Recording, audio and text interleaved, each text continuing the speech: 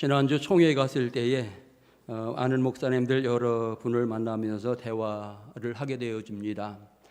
이런 질문을 했습니다. 다음 주 추석 연휴 주일인데 오후 예배 어떻게 하십니까? 라고 질문했더니 다들 한결같이 오후 예배 안 드립니다. 이렇게 이야기를 하더군요.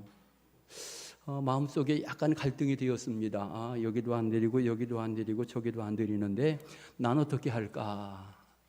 돌아와서는 고민하면서 열심히 기도했는데 정답이 딱 나왔습니다. 정답은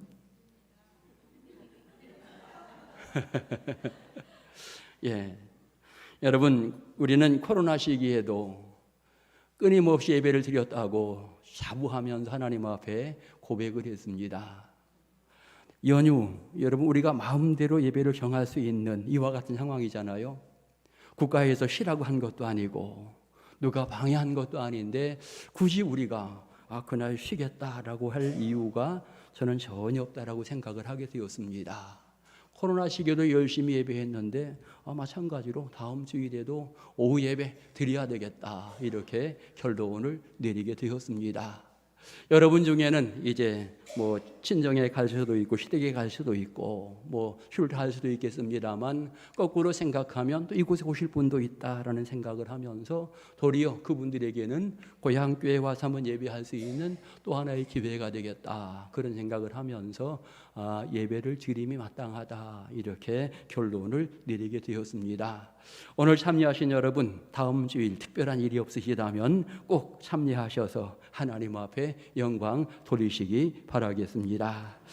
자, 오늘 변화시키는 성령, 이와 같은 주제를 정하였습니다. 여러분, 우리가 구원의 길을 걸어가는 과정 속에 성령의 강권적인 역사가 있을 때에 이 모든 일들이 가능하다라고 하는 것 우리는 너무나 잘 알고 있습니다. 나라고 하는 사람이 이제 구원의 여정을 걷게 되어지는데 가장 먼저 구원의 출발점에는 하나님의 부르심이 있다라고 하는 것 우리는 너무나 잘 알고 있습니다.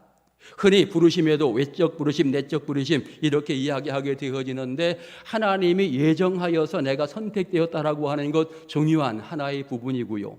또 하나는 누군가는 나에게 교회 가보자라고 이렇게 이야기하면서 하나님의 기한전에 오게 되었다. 아마도 그런 부분을 외적 부르심이라고 표현할 수 있는 부분이 될 것입니다. 내적으로 이미 하나님께서 나를 선정해서 귀중한 백성으로 삼으셨고, 하나님은 누군가를 보내어서 나를 하나님의 기한전으로 인도하는 이와 같은 과정들을 갖게 되어지지요. 그래서 이제 하나님의 귀한 백성의 출발점이 시작이 되어지는데, 그리고 나서 두 번째 단계, 흔히 부르심 다음에 거듭남이라고 이야기하게 되어집니다. 거듭남. 오늘 여러분 거듭나셨습니까? 거듭났습니까? 우리가 이런 교리적인 부분을 때때로 잘 듣지 못해서 대답을 못할 수 있지만, 여러분, 우리는 성령의 은혜로 거듭난 줄 믿습니다. 거듭난다라고 하는 것은 내 열정으로 되는 것 아닙니다.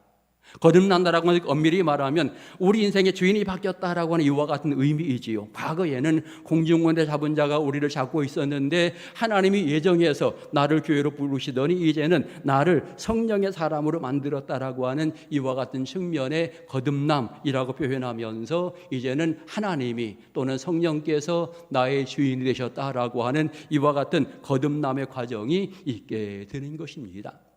예수님과 니고데모와의 대화 가운데 거듭남의 가장 중요한 부분을 이야기하고 있는데, 물과 성령으로 거듭난다라고 이야기합니다. 우리가 거듭나는 것은 성령의 은혜로 거듭난다라고 하는 것 분명히 알 수 있습니다. 그러면서 이제 함께 이루어지는 것 가운데 하나가 진정한 회개의 부분이 그 가운데 이루어지게 된다라고 하는 것입니다. 진정한 회개는 성령이 내게 임재할 때 가능하다. 성령의 은혜가 내 마음 가운데 비로소 여러분 강하게 역사하게 될 때에 내가 죄인인 것을 깨닫고 내가 하나님으로부터 선택받았다라고 하는 사실들을 비로소 깨닫게 되어집니다. 이 회개의 과정이 반드시 필요하다라고 하는 것이고요. 그리고 나서 이제 확실하게 믿음이 우리들에게 심겨졌음을 이야기하게 되어집니다. 그러면서 이제 믿음의 선물이 내 안에 확실히 들어왔으니 나는 이제 의로운 사람이 되었다. 그래서 의롭다 하심을 입었다라고 하는 이와 같은 고백을 하게 되고, 의롭다 함을 입게 되면서 이제는 하나님의 자녀가 되었다라고 하는 이와 같은 말을 하게 되는 것입니다. 자녀는 또 다르게 표현하면 거룩한 백성, 성도라고 하는 이와 같은 의미들이 부여되고 있는 것입니다. 굳이 설명할 때 이렇게 순서적인 어떤 부분을 설명하지만 어떤 것들은 동시에 함께 이루어지는 이와 같은 부분입니다. 하나님의 자녀가 되는 것, 거룩하게 되는 것, 변화되는 것, 이런 것들은 다 동시에 이루어지는 구원의 여정이라고 말할 수 있고요. 그러면서 이제는 이제 거룩한 백성으로 믿음을 진행해 나갈 때에 성령께서 끝까지 우리를 붙드신다, 인도하신다라고 하는 사실을 명확하게 성경은 말하고 있는 것입니다. 그래서 그것을 어찌 보면 성도의 견인, 이제 칼빈은 그렇게 말했는데, 결국 우리는 성령의 인도하심 따라서 지금 믿음의 전진을 하고 있다라고 하는 것이고요. 여러분, 세상에 어떤 환경이 벌어져도 성령 하나님은 우리를 버리지 않고 끝까지 이끌어 가신다라고 하는 것, 우리는 분명하게 알아야 되겠습니다. 그리고 결국 우리를, 하나님의 귀한 백성을 어디로 인도합니까? 영원한 천국에 이를 때까지 인도하게 되어진다라고 하는 것입니다. 그래서 붙들어 주시고 이제는 우리를 영화롭게 하신다. 그래서 영화의 과정까지 들어가게 되는 것입니다. 쉽게 생각해서 구원이라고 하는 것은 하나님의 나를 선택해서 나를 부름으로부터 시작이 되었다라고 하는 겁니다. 내가 특별한 사람이기 때문에 부름받은 것이 아니라 하나님의 무조건적인 선택에 의해서 내가 선택되었고 구원의 출발점이 되었고, 그 가운데 성령의 은혜 가운데에 믿음이 진척이 되어지면서 영원한 천국까지 들어간다라고 하는 것, 우리가 다시 한번 생각하면서 어느 성경 본문을 보아도 우리가 어떻게 그리스도인이 되는가, 이 부분은 또 말할 것 없이 성령께서 역사하심으로 우리가 그리스도인이 되었다라고 하는 것을 명확히 알게 되는 것입니다. 언제 그리스도인입니까? 성령이 임재하면 그리스도인이죠. 성령이 임재하면 거룩한 백성이 되어집니다. 여러분, 하나님의 구원 계획은 정말 완벽하고 너무나 멋지다라고 하는 것 우리는 너무나 잘 알고 있습니다. 구원의 계획이 허술하다 그러면, 대충 진행되었다 그러면 그 구원의 계획이 왠지 모르게 의심이 생길 수 있을 것 같습니다. 그런데 하나님은 너무나 철두철미하게 구원의 일들을 진행해 나가시고 계시다라고 하는 것입니다. 우리를 의인 만드는 이 과정들을 성경은 이야기해 줍니다. 예수님 십자가의 놀라운 사건을 통해서 이제 의인되는 과정들을 설명해 주고, 모든 사람이 죄를 지어서 하나님 앞에 영광을 돌릴 수 없는 존재였지만 결국 예수 그리스도를 통해서 다시 영광의 자리에 갈 수 있는 사람이 되었다라고 하는 것, 그래서 이제 우리에게 구원의 길이 활짝 열렸다라고 하는 것을 말해주고 있는 것입니다. 구원의 선물, 이 믿음이라고 하는 것은 너무나 중요한 것이고요. 이것은 하나님의 선물이다라고 하는 것 성경은 확실하게 우리에게 설명하고 있습니다. 과거에는 진노의 자녀였습니다. 그런데 성령이 임하면서 이제 우리는 진노의 자녀가 아니라 하나님의 놀라운 사랑을 받는 은혜로운 자녀가 되었다라고 하는 것 성경을 통해서 말해주고 있는 것입니다.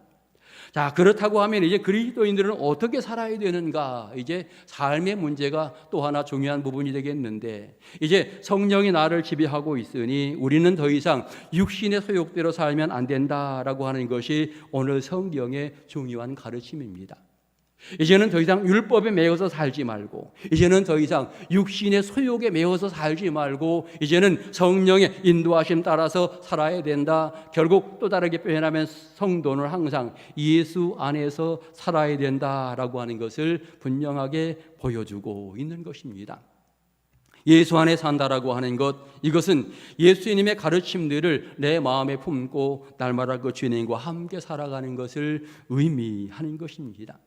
예수님이 내 인생의 주인이십니다 고백하면서 그 주님을 한 걸음 한 걸음 따라가면서 인생을 살아가는 것, 이것이 여러분 성도의 아름다운 모습이 되어지고, 예수님이 역사의 주인, 시간의 주인, 모든 것의 주인이기 때문에 우리는 거역하지 말고 순종해 나가도록 최선의 노력을 다해야 되겠는데, 부족하기 때문에 성령께서 항상 우리를 이끌어 주시고 도와주신다라고 하는 사실을 기억하시면서 여러분 기도하면서 성령의 은혜 안에 순종하며 살아가는 은혜로운 일꾼들 될 수 있기를 축원합니다. 그러면서도 오늘 우리는 다시 한번 육신의 소욕들이 아직도 내 속에 남아 있습니다. 그렇기 때문에 이 소욕들을 절제하는 과정들이 분명히 필요하다라고 하는 거지요. 그래서 오늘 성경 5절 6절은 이렇게 말했습니다. 육신을 따르는 자는 육신의 일을, 영을 따르는 자는 영의 일을 생각하나니 육신의 생각은 사망이요 영의 생각은 생명과 평안이니라, 이렇게 표현하고 있습니다. 좀 다시 생각한다면 그리스도인이지만 역시 우리에게는 육신의 소욕이 아직도 남아있다. 성령으로 지배받는 이와 같은 사람이지만 아직도 내 속에는 죄악된 것들이 그대로 남아있어서 그것이 활동하고 있다라고 하는 것을 이야기하고 있습니다. 바울은 내 속에서 이 두 가지가 싸운다라고 표현하고 있는 거지요. 하나님의 영과 내 소욕이 늘 싸운다라고 표현하고 있는데, 그렇게 우리가 연약한 존재이고요, 육신의 소욕대로 자꾸 내가 실행하다 보면 성령의 은혜가 연약해지면서 이제는 죄악 가운데 빠질 수밖에 없는 이와 같은 과정들이 생기기에 우리는 정신 차리면서 다시 한번 하나님의 은혜로 내 자신을 이끌어갈 수 있도록 하는 아름다운 신앙의 모습 가져야 하는 것입니다. 어느 성경은 이야기합니다. 육신대로 살면 반드시 죽을 것이다 라고 이야기합니다. 육신의 소욕은 사망이다라고 이야기하기에, 그러기 때문에 절대로 육신의 소욕대로 살지 않도록 노력하는 이와 같은 과정이 필요한 것입니다. 지금 사람들이 모일 때마다 참 싸우는데 왜 사람들이 모일 때마다 싸웁니까? 가장 큰 이유 중에 하나가 바로 욕심 때문에 싸운다라고 하는 거지요. 육신의 소욕 때문에 싸운다라고 하는 겁니다. 내가 이런 사람인데 라고 공동체도 주장하기 시작하면 여러분, 그런 사람이 나만 있는 게 아니고 저 사람도 말하거든요. 나도 이런 사람이야 라고 생각하면서 서로 다툼이 생기게 됩니다. 세상은 이렇게 돌아가야 돼, 이 사람은 이렇게 말하는데 저쪽 사람은 아니야, 세상은 이렇게 돌아가야 돼. 서로가 주장점을 가지고 싸우는 것 아니겠습니까? 자기 어떤 소욕에 의해서 결국은 그것을 주장할 때마다 싸우게 된다라고 하는 거지요. 거꾸로 생각해서 이 사람이 이야기하기를 세상은 주님의 뜻대로 움직여져야 돼, 이쪽 사람도 세상은 주님의 뜻대로 움직여져야 돼. 싸움이 있을 이유가 있습니까? 싸울 필요가 없는 거지요. 서로 움직이는 방식들, 어떤 구동력이 다르게 등장되어질 때 거기에 문제가 생기는 것입니다. 마귀가 어떤 힘을 주어서 그 힘으로 살아가려고 하는 사람, 육신의 소욕이 힘을 주어서 그 힘대로 살아가려고 하는 사람, 세상의 흐름이 다가와서 그 힘대로 살아가려고 하는 사람, 각각 모이게 될 때 어떻게 하나가 될 수 있겠습니까? 절대로 하나가 될 수 없고요, 절대로 뭉칠 수가 없는 것입니다. 그리고 뭉쳐봐야 다 악한 것뿐이지요. 그런 측면에 오늘 우리 모두는 항상 하나님이 다스리는 세상 가운데 살기 때문에 성령의 인도하심, 성령의 주장하심에 따라서 너도 나도 그도 이렇게 살아가게 될 때 거기에 아름다운 결실들이 맺어지게 되고 풍성한 인생의 삶을 살게 되어지는 것입니다. 교만이 앞서게 되면 망할 수밖에 없습니다. 교만이 앞서게 되면 사람들과 싸울 수밖에 없는 것입니다. 오늘 성경의 표현, 내가 그리스도 안에 산다라고 표현했는데, 그리스도 안에 산다라고 하는 것은 내 생각이 중요하지 않다라는 거예요. 내 경험이 중요하지 않다라고 하는 것입니다. 이제는 내 생각, 내 욕심 다 버리고 성령의 이끌림 받아서 서로 사랑하며 은혜롭게 사는 것이다 라고 하는 것, 아주 중요한 신앙의 고백이 되어지는 것입니다.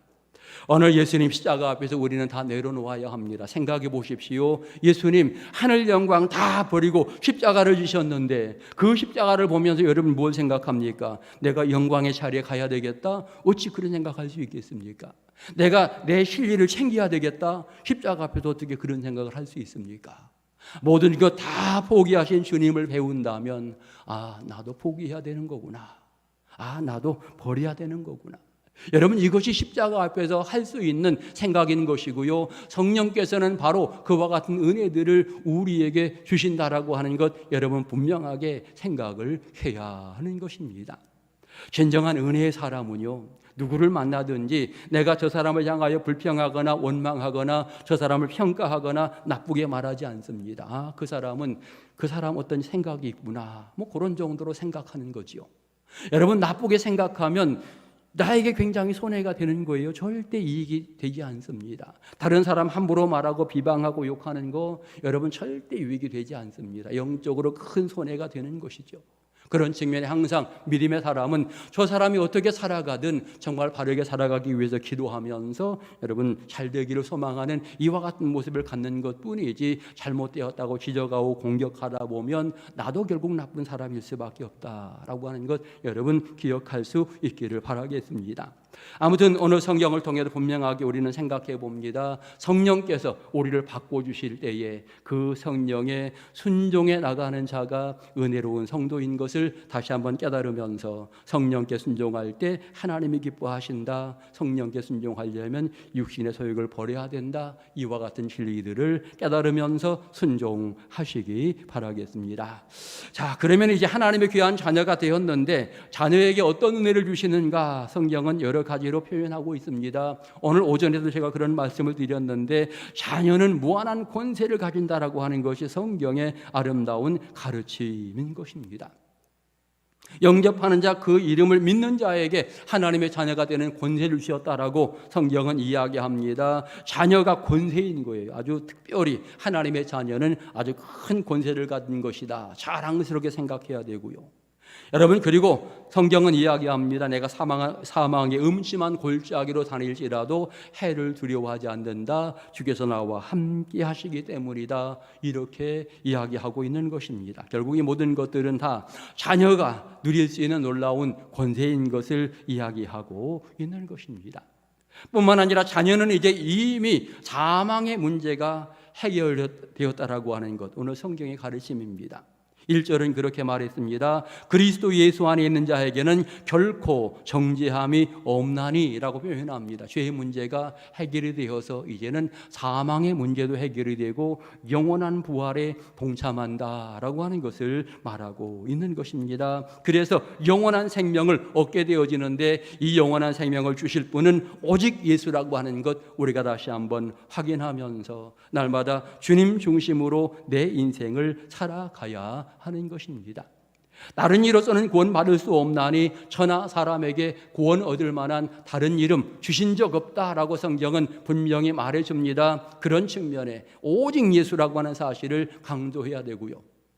총회, 이제 이번에 총회를 다녀오면서 총회 밖에서 많은 사람들이 피켓 들고 현수막 들고 외치는 것 가운데 하나가 오직 예수 구원, 아주 굉장히 많이 강조하더군요. 그분들이 이제 강조했던 가장 큰 이유 중에 하나가 WCC, 우리 통합 측은 WCC 중심으로 움직여지는 교단입니다. 그런데 WCC에 대해서 어떤 오해들을 그들이 가지고 있어서 WCC가 이런 것 잘못하고 있습니다라고 하는 부분을 그들이 이제 외치면서 오직 예수를 강조하고 있는데, 사실 오직 예수를 강조하는 것은 마땅한 일이지요. 마땅한 일인데, 이제 우리 통합 측에서 이런 부분들을 귀담아 들으면서 저들이 왜 저렇게 말할까, 우리 통합 측 WCC에 이런 문제가 있어서 그렇구나, 이런 문제에 대한 오해를 가지고 있구나 라고 하는 부분을 명확하게 말하면서, 우리도 그를 향해서 맞습니다, 오직 예수, 맞습니다, 오직 예수만이 유일한 구원입니다, 요거 틀렸습니다라고 우리가 명확하게 말해줘야 되는데,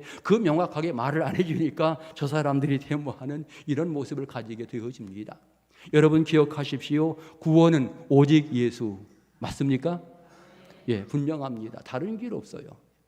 여러분, 그런 측면에 오늘 성경을 통해서는 마찬가지로 영원한 생명은 결국 오직 예수라고 하는 사실을 깨달아야 되겠고, 또 하나 성령 하나님께서 어떤 일을 진행해 나가느냐, 세상을 변화시켜 나간다라고 하는 것입니다. 나 한 사람 변화로 끝나는 것이 아니라 이 사람도 변화시키고 세상의 흐름들까지 성령께서 바꾸어 가시려고 활동하신다라고 하는 거지요. 하지만 아직은 악한 세력들이 여러 가지 활동하기 때문에 그 세상의 흐름이 있고요. 성령의 아름다운 세력들이 활동을 하고 있는 이와 같은 과정으로 여러분, 우리가 복음을 전한다라고 하는 것은요, 세상 권세에 사로잡힌 자들을 성령의 사람으로 만들어가는 것이 복음을 전하는 아름다운 이유인 것입니다. 그래서 10사람이 예수를 믿고 100사람이 예수를 믿고 여러분 이러다 보면 지역이 조금씩 거룩한 지역으로 바뀌어지는 거지요. 성령의 지역으로 바뀌어지는 거지요. 그래서 하나님 나라의 영역을 넓혀가고 성령의 거룩한 지역의 영역을 넓혀가는 이와 같은 사역을 누가 감당합니까? 성령 받은 우리들이 그 사역을 감당하게 되는 것입니다. 믿지 않은 사람들이 예수 믿으면 구원받습니다 이런 이야기 합니까? 그들은 알지도 못하지요. 할 수가 없습니다. 여러분, 분명하게 은혜 받은 사람, 구원받은 사람, 성령 받은 사람이 그와 같은 역할을 진행하게 되는데 그것은 바로 세상을 바꾸어가는 또 하나의 중요한 부분이다라고 하는 것을 우리가 오늘 성경을 통해서 배우게 되는 것입니다. 특별히 여러분, 성령의 놀라운 활동은요, 전통을 넘어선다라고 하는 것 분명히 깨달아야 합니다. 이스라엘 백성들에게 전통, 율법 굉장히 중요합니다. 그들에게 있어서 율법, 규례, 전통들이 아주 굉장히 많았는데 그러나 성령의 역사는 그 모든 것을 다 뛰어넘는다라고 하는 것이죠.